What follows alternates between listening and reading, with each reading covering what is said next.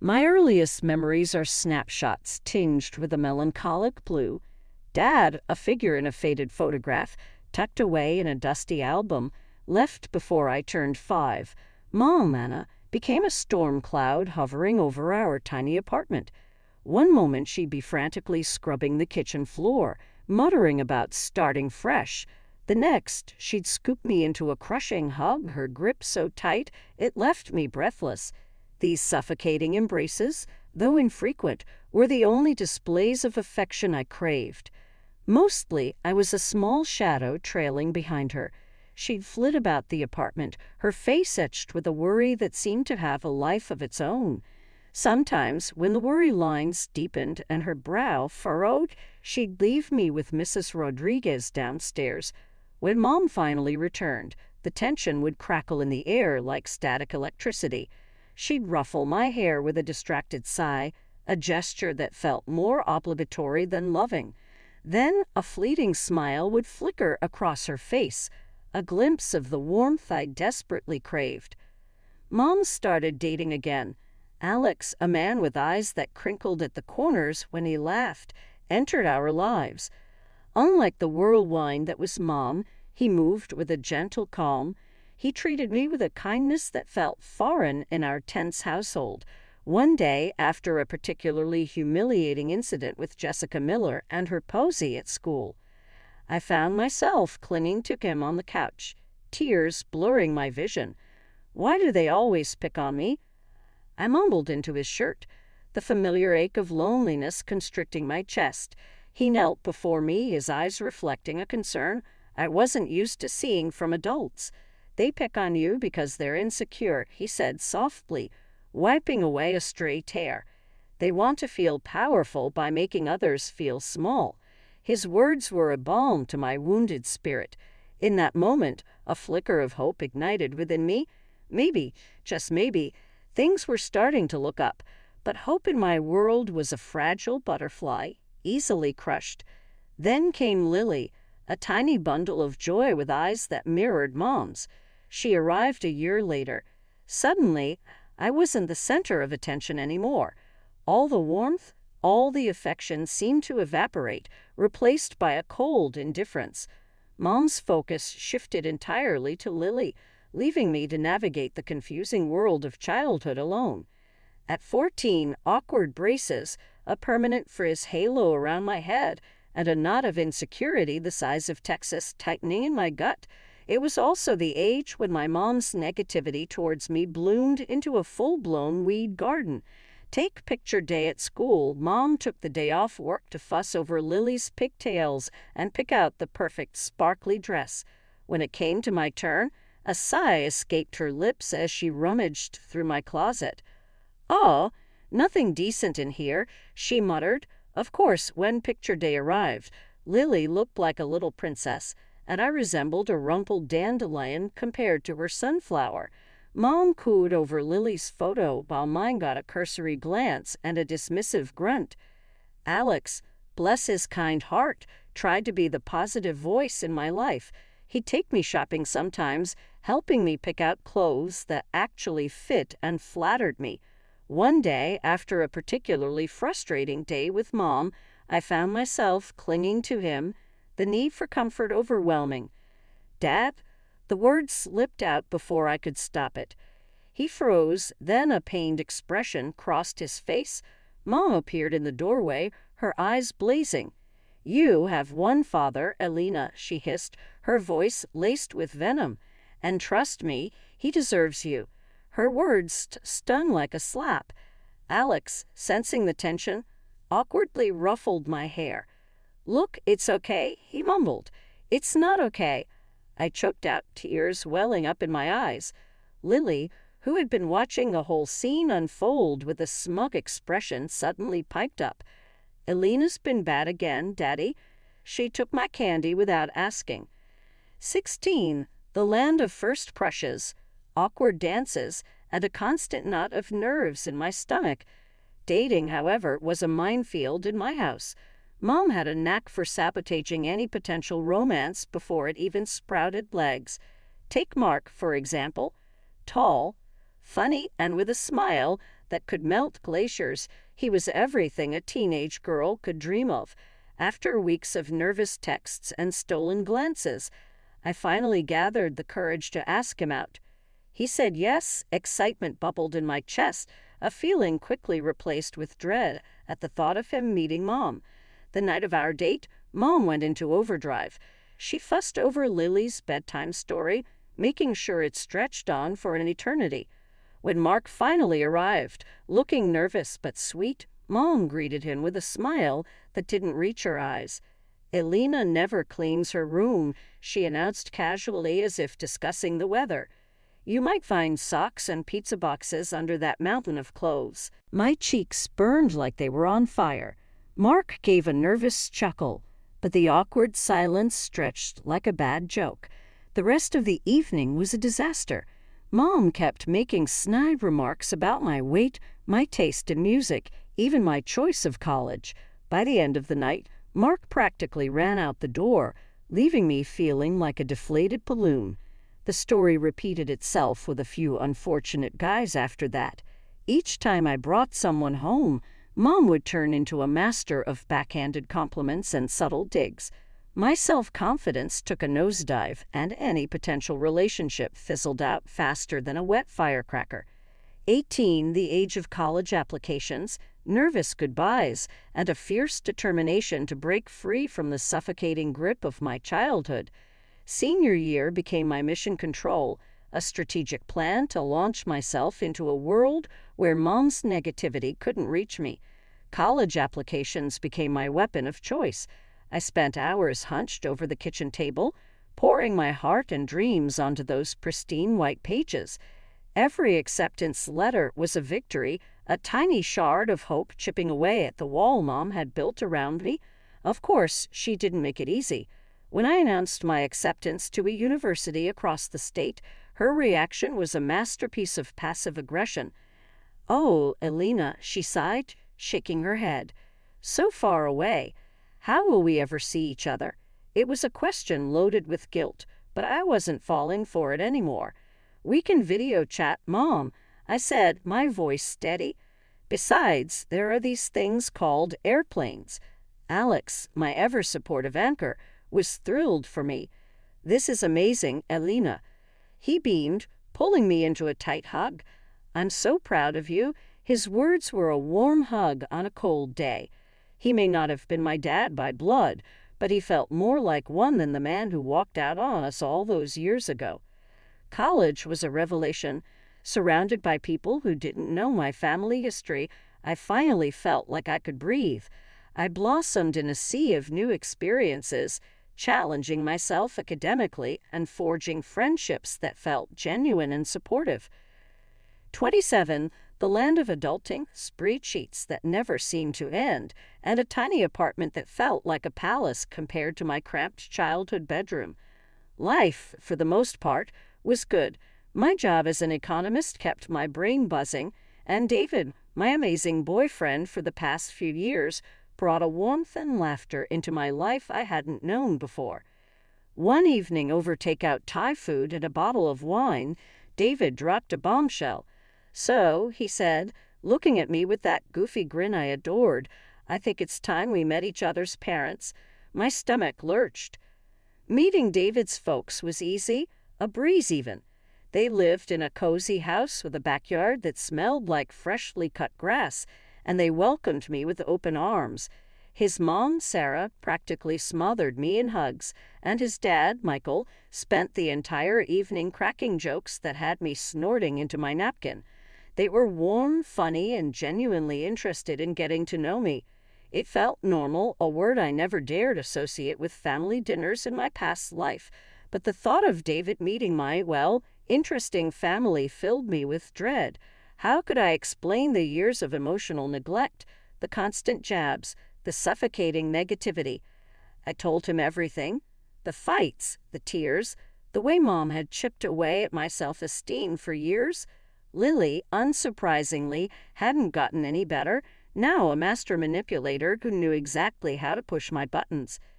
David listened patiently, his hand resting gently on mine. "Elena," he said firmly, "I'm marrying you, not your family." They may be baggage, but you're the prize." His words were a balm to my soul, a declaration of love that washed away years of doubt. Maybe, just maybe, I could finally build a happy family of my own, one filled with love, acceptance, and laughter, the kind of family I never had, but the kind I always deserved. My stomach twisted tighter than a pretzel as I dialed Alex's number. This was it, D-Day for breaking the news about David and the engagement. "Hey, Alina, what's up?" Alex's familiar voice boomed through the phone. "Hey, Alex," I said, taking a deep breath. "There's something I need to tell you." I launched into the story, spilling the beans about David, the proposal, and the upcoming wedding. There was a comfortable silence on the other end of the line, then a genuine laugh erupted. "Alina, that's fantastic. I'm so happy for you both." His words washed over me like a warm wave, easing some of the anxiety. Nodding my assent, I listened as he continued, "You gotta bring him over for dinner. Let me meet the guy who finally snagged you." David, bless his supportive heart, was all for it. So, a few weeks later, we found ourselves pulling up to my childhood home, a place that still held a strange mix of nostalgia and dread. Mom answered the door, her face breaking into a surprised smile. "Alina, you came to visit, and who is this handsome fella?" "Mom, this is David, my fiancé," I said, offering a tight smile. David stepped forward, extending a hand. "It's a pleasure to meet you, Mrs. Turner," he said. Mom beamed, shaking his hand a little too enthusiastically. "The pleasure's all mine, dear. So, David, what do you do for a living?" David, oblivious to the undercurrent of Mom's question, launched into a detailed explanation of his work as a director at a large company. Alex, ever the smooth operator, chimed in with jokes and stories, keeping the conversation flowing. Lily, of course, wasn't about to be outdone. She spent the entire meal batting her eyelashes at David, interrupting our conversations to pepper him with questions about his job and hobbies. Mom, ever the doting mother, fawned over Lily's every word, a stark contrast to the thinly veiled barbs she kept throwing my way. "Alina, honey," she'd say, her voice dripping with fake sweetness, "you really should take some fashion tips from Lily. That dress you're wearing, well, it's not exactly flattering." David thankfully seemed oblivious to the digs, but I knew exactly what Mom was doing. She was suddenly putting me down, making me feel insecure right in front of my fiancé. The entire dinner felt like a twisted performance, a play where I was constantly reminded of how I wasn't good enough, not pretty enough, not successful enough. By the time dessert rolled around, I was ready to run screaming. As soon as it was polite, we made our excuses and left. The moment we were safely buckled into the car, David let out a long sigh. "Your mom, she's a character, isn't she?" he said, a hint of amusement in his voice. "Yeah," I muttered, a wave of exhaustion washing over me. "She can be." He squeezed my hand gently. "But hey, we made it through dinner, right?" He was right. We had, and even with Mom's negativity hanging in the air like a bad smell, the simple act of holding David's hand filled me with a sense of strength and purpose. This was my future, a future I was building with him, not with my dysfunctional family. The warm glow of post-dinner satisfaction lingered in the air as David and I curled up on the couch, poring over wedding magazines.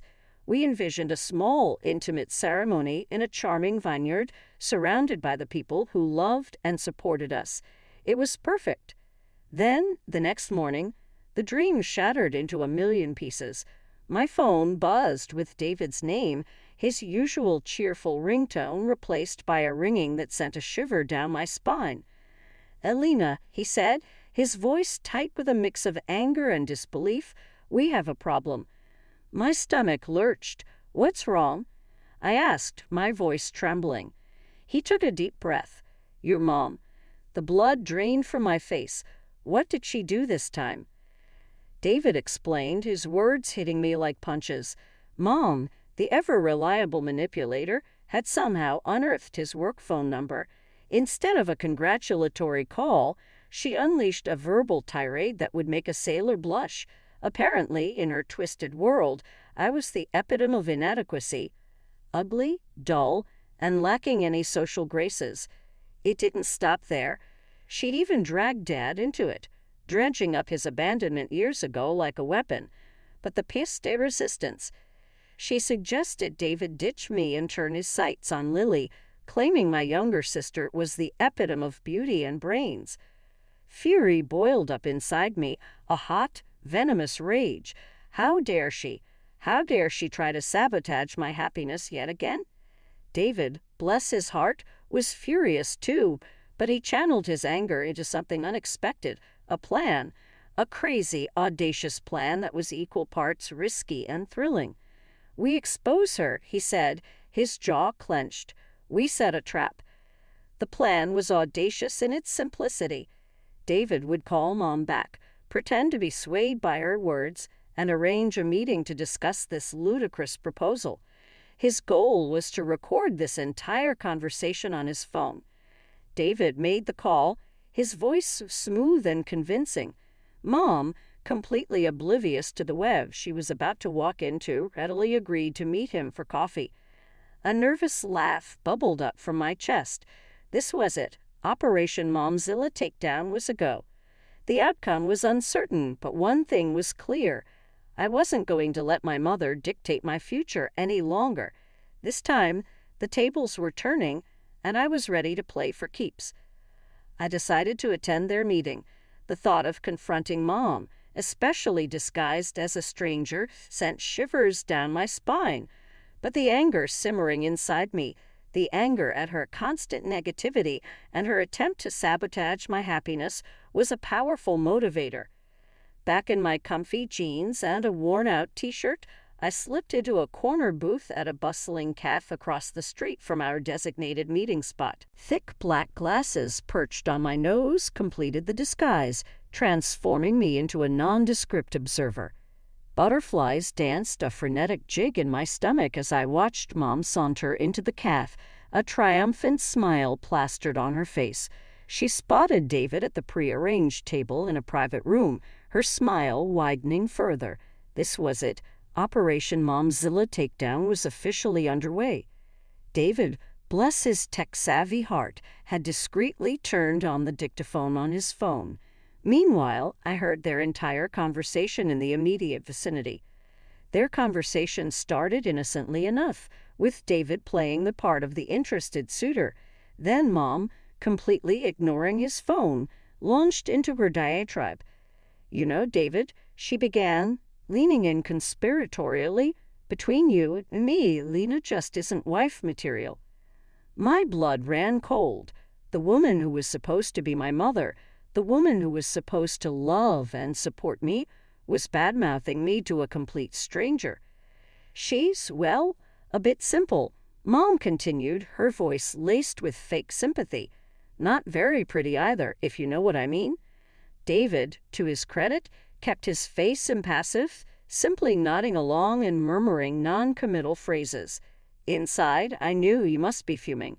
But Lily, Mom's voice dropped to a conspiratorial whisper. "Now, that's a girl with potential. Smart, beautiful, knows how to handle herself in society." The audacity of it all. Lily, with her airhead personality and complete lack of work ethic, was apparently the epitome of elegance and intelligence, according to Mom. The conversation continued, a masterclass in manipulation and deceit. Mom, blinded by her own delusions, even confessed to never loving my stepfather, claiming she'd only married him for his money. The woman had no shame.